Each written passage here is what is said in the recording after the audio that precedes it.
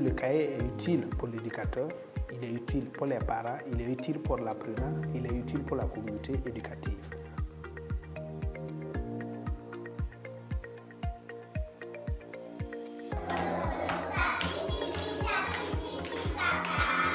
C'est ce cahier qui permet à l'éducateur chaque fois d'avoir un œil pointu sur ses apprenants.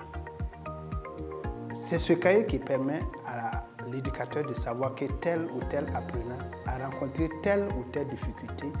Voilà ce que j'ai eu à proposer comme solution pour remédier à ces difficultés et éventuellement, si j'ai pu solutionner le problème au niveau de l'apprenant, ça va ressortir sur le cahier. Si la difficulté n'est pas d'ordre pédagogique, parce que au niveau du préscolaire, vous n'êtes pas sans ignorer que c'est la période également où il faut détecter certains problèmes liés à des difficultés beaucoup plus physiologiques chez l'enfant. Et à ce niveau, si c'est un problème qui nécessite l'intervention d'autres spécialistes, c'est sur ce cahier que, de commun accord entre l'éducateur et son directeur, on peut mettre une mention pour dire à recommander pour voir tel spécialiste. Au niveau physiologique, plus on prend ça de façon précoce, plus on arrive à solutionner. Donc c'est au niveau de ce cahier vraiment qu'on arrive à le faire. Et l'éducateur, ça permet à l'éducateur de savoir à tout moment, de voir même l'évolution des enfants. Parce qu'il y a des enfants, si vous prenez le cahier, vous revisitez, il y a des enfants, vous allez voir qu'au tout début, ils avaient telle difficulté, mais avec ce que vous avez eu à fournir comme effort, vers la fin, l'enfant n'a plus de difficultés.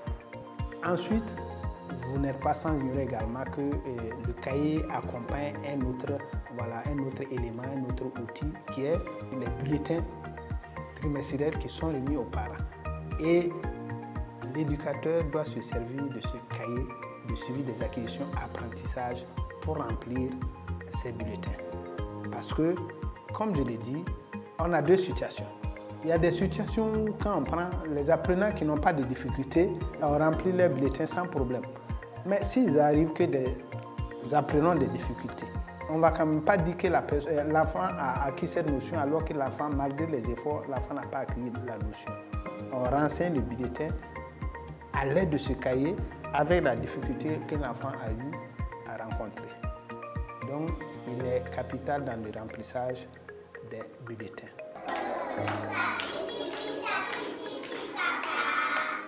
Ensuite, pour les encadreurs qui vont venir, les encadreurs qui vont visiter la structure, quand ils seront dans une section, éventuellement, ils vont demander à voir le cahier.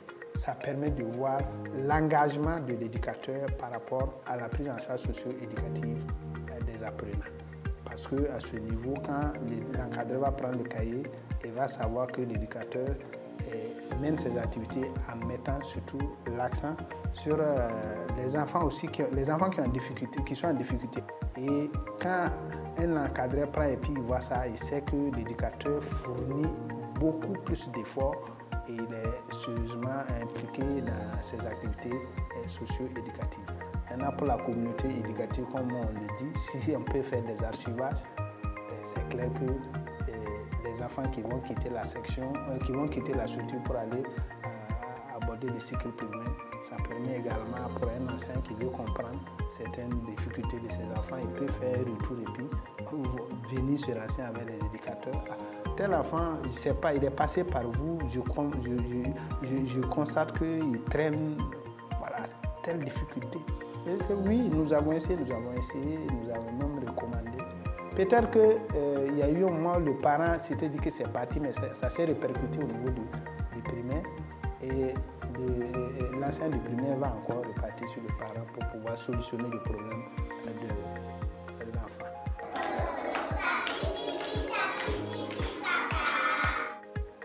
Il faut dire qu'à ce niveau, un parent qui va avoir un enfant en difficulté, il est obligé de travailler de commun accord avec les éducateurs, éventuellement avec la structure.